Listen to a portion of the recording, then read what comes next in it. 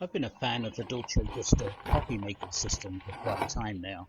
I think I've had various versions of this machine over the last 6 years, and the coffee is always great.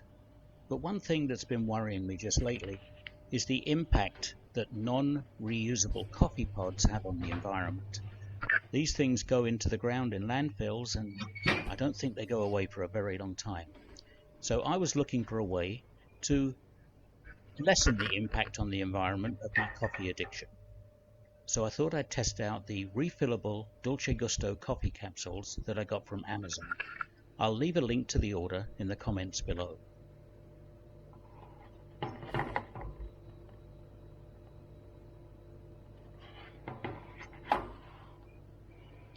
I wanted to test it against the coffee that I normally drink, which is the Dolce Gusto Grande Intenso, which is a beautiful rich cup of coffee. So I thought I'd see if I can replicate that using a refillable coffee pod.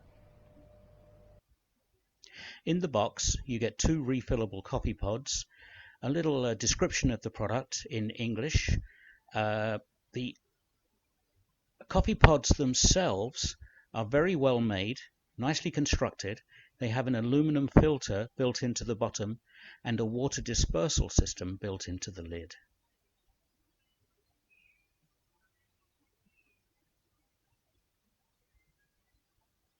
There also is a little brush for cleaning out the filter and a nice little measuring cup for putting your coffee into the pod, and some advice on what kind of ground coffee to use. I selected a Lavazza coffee that I bought from the local supermarket here, and when you're putting the coffee into the pod, they recommend on the instructions 2 scoops.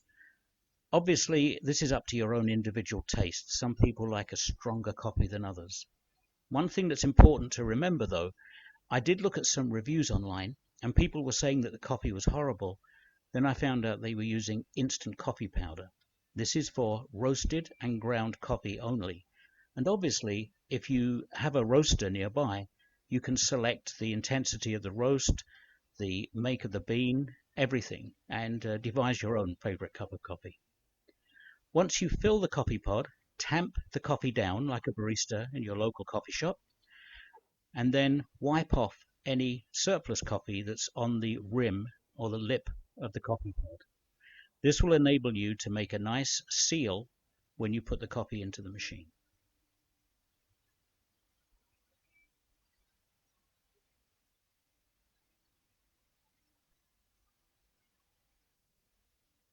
Push the lid down nice and firmly. And now you're just going to pop that coffee pod into the holder that's part of the machine. One thing that's very important though is that you put the coffee pod in with the little tab, the hole at the 6 o'clock position. This is where the needle is going to go in and inject the water under pressure. So it's very important that you put that in the 6 o'clock position, or you could end up damaging your machine. Then simply pop the coffee pod into the machine, select the strength you want, and hit that go button. As you can see, the coffee that's coming out is nice, rich and creamy. There is a little water overspill coming outside as well, but that's not going to impact the flavor of your coffee or damage your machine. And that sometimes happens with other coffee pods too.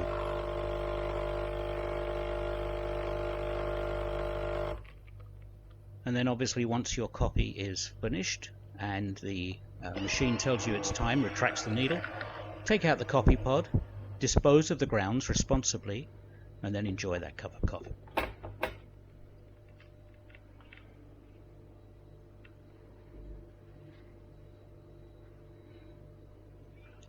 All in all, I found this a very worthwhile system, and reducing the environmental impact of one-use coffee pods makes a really beautiful cup of coffee, and I hope that you enjoyed it.